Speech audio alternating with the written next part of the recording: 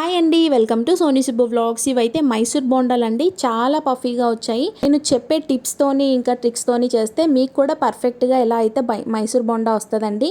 Morning breakfast లాగా అయినా evening snacks లాగా అయినా చాలా టేస్టీగా ఎంజాయ్ చేయొచ్చు. ఇప్పుడు ప్రాసెస్లోకి అయితే వెళ్ళిపోదాం. ఫస్ట్ అయితే ఒక బౌల్ తీసుకొని దాంట్లో ఒక కప్ ఆఫ్ కర్డ్ వేసుకోండి, పెరుగు వేసుకొని దాంట్లో ఒక హాఫ్ టేబుల్ స్పూన్ సోడా గుండ అంటారు కదా, బేకింగ్ సోడా, బేకింగ్ పౌడర్ కాదు, సోడా అయితే వేసుకొని బాగా గెలకొట్టుకోండి. బాగా కలుపుకుంటే మనకి దాంట్లో బుడగలు అయితే వస్తాయి అనమాట, ఎయిర్ బబుల్స్ వస్తాయి. నేను చూపిస్తాను చూడండి ఎయిర్ బబుల్స్ ఎలా ఫామ్ అయ్యాయో. అలా ఎయిర్ బబుల్స్ వచ్చిన తర్వాత జీలకర్ర అయితే వేసుకొని బాగా కలుపుకోవాలండి. మనం ఒక కప్పు పెరుగు తీసుకున్నాం కదా, ఒక కప్పు పెరుగుకి 3 కప్పులు మైదా పిండి అయితే పడుతుంది. ఆ మైదానైతే నేను జల్లించుకొని వేసుకుంటున్నానండి. ఎందుకు అంటే మనకి తొందరగా కలిసిపోవడానికి అనమాట. అదే మామూలుగా వేసేసామంటే అక్కడెక్కడ ఉండలా ఉండిపోతుంది. అదే జల్లించుకొని వేసుకుంటే ఎక్కడ ఉండలు ఉండకుండా చక్కగా మనం కలిపేటప్పుడు తొందరగా కలిసిపోతుంది అనమాట మైదా పిండి. అందులో తగినంత సాల్ట్ వేసుకొని ఇప్పుడు పిండిని బాగా కలిపేయండి. సాల్ట్ అంతా పిండిలో కలిసిపోయేంత వరకు బాగా కలిపేసిన తర్వాత కొంచెం కొంచెంగా వాటర్ అయితే యాడ్ చేసుకుంటూ కలుపుకోవాలండి. ఒకసారి వాటర్ అయితే వేసేయకూడదు. ఎందుకు అంటే మనకు ఒకసారి వాటర్ వేసేస్తే మనకు వాటర్ ఎక్కువైపోయే ఛాన్సెస్ ఉంటాయి. సో కొంచెం కొంచెం వాటర్ వేసుకొని నేను చూపిస్తున్న విధంగా అలా కలుపుకోవాలి మెల్లమెల్లగా. మొత్తం కలిసిపోయిన తర్వాత మనకి ఇంకా వాటర్ చాలు అనుకున్న తర్వాత బాగా బీట్ చేయాలండి. మనకి ఎప్పుడైనా మైసూర్ బొండాకి ఎంత బాగా బీట్ చేస్తే మనకి అంత పఫీగా వస్తాయి అనమాట బొండాలు. నేను చూపిస్తున్నాను కదండి, అలా బీట్ చేసుకోండి బాగానా. ఇలా బీట్ చేసుకున్న తర్వాత మనకి కంపల్సరీగా ఒకవేళ చలికాలం అయితే ఓవర్ నైట్ నానాలండి పిండి. అదే ఎండాకాలం అనుకోండి ఒక 2 to 3 hours అయితే నానితే మనకి పఫీగా బొండాలు అయితే వచ్చేస్తాయి. నేనైతే ఓవర్ నైట్ ఉంచుకున్నాను. మార్నింగ్ లేసేసరికి పిండి చూసారు కదండి, చక్కగా అయితే నానిపోయింది. పిండి కూడా సాఫ్టీగా ఉందన్నమాట.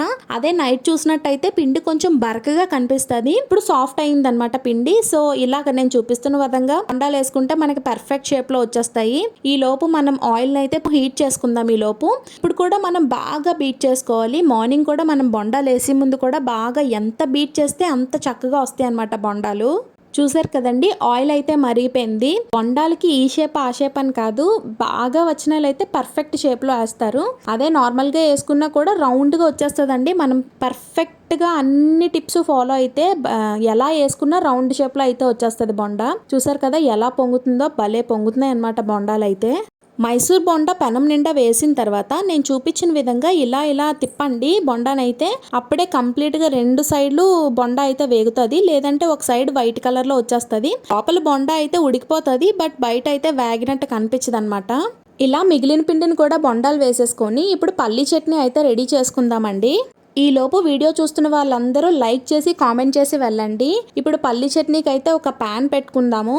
మీ దగ్గర పల్లీలు ఫ్రై చేసుకున్నాం అంటే పర్వాలేదు, లేదంటే ఇలా నార్మల్ ప్యాన్లో వేసుకొని పోయేంత వరకు ఫ్రై చేసుకోండి పల్లీలను అయితే. నా దగ్గర అయితే పల్లీ ఫ్రై చేసుకున్నవే ఉన్నాయి, సో నేనైతే ఆ క్లిప్ చూపించలేదు. ఇప్పుడు ప్యాన్ పెట్టుకొని దాంట్లో కొంచెం ఆయిల్ పోసుకొని దాంట్లో కొంచెం జీలకర్ర, పచ్చిమిర్చి అయితే వేసేసి, మీరు కొబ్బరికాయ వేసుకుందాం అనుకుంటే వేసుకోవచ్చు, లేదంటే స్కిప్ చేసేయచ్చు.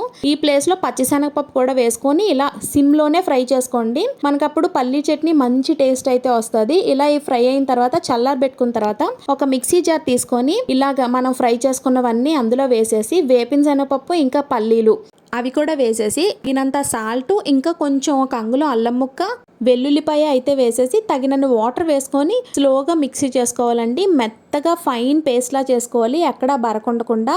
చట్నీ అంతా మిక్సీ చేసిన తర్వాత సాల్ట్ కూడా సరిపోయిందా లేదా అని చూసుకొని చట్నీకి పోపు అయితే పెట్టేసుకోవాలండి. ఆయిల్ పోసుకొని అందులో ఆవాలు, జీలకర్ర, శనగపప్పు, మినపప్పు, కరివేపాకు ఇంకా ఎండుమిరపకాయ ఇవన్నీ వేసేసుకొని పోపు అయితే ఈ చట్నీలో వేసేసుకుంటే మనకి పల్లీ చట్నీ అయితే రెడీ అయిపోతుంది. మైసూర్ బోండాకి మంచి కాంబినేషన్ అండి పల్లీ చట్నీ అయితే. మీలో ఎంతమందికి మైసూర్ బోండాకి పల్లీ చట్నీ కాంబినేషన్ అంటే ఇష్టమో కామెంట్ బాక్స్ లో కామెంట్ చేయండి. అల్లం చట్నీతో కూడా తింటాము మైసూర్ బజ్జీ. ఇంకా వీడియోని చూస్తూ లైక్ చేయకపోతే please do like, share and subscribe. నా వీడియోస్ చూస్తూ నన్ను సపోర్ట్ చేస్తున్న వాళ్ళందరికీ చాలా చాలా థ్యాంక్స్ అండి. మీకు ఈ మైసూర్ బజ్జీ నచ్చినట్టయితే కామెంట్ చేసి కూడా వెళ్ళండి ఎలా ఉంది అనేది. రోడ్ సైడ్ లో మైసూర్ బొండా చూసాను అంటే నాకు అది తినేంత వరకు అసలు మనసొప్పదండి. నాకు అంత ఇష్టం, బట్ ఆ ఆయిల్ కోసం అయితే ఆలోచిస్తూ ఉంటాను. సో ఇంట్లో కూడా రోడ్ సైడ్ లో ఎలా ఉంటాయో అలాగే మనం కూడా చేసేసుకోవచ్చు. ఇప్పుడైతే మీరు కూడా ట్రై చేసి ఎలా వచ్చాయి అనేది కామెంట్ బాక్స్ లో కామెంట్ చేయండి. చూసారు కదా ఎంత పఫీగా వచ్చాయో. Bye bye.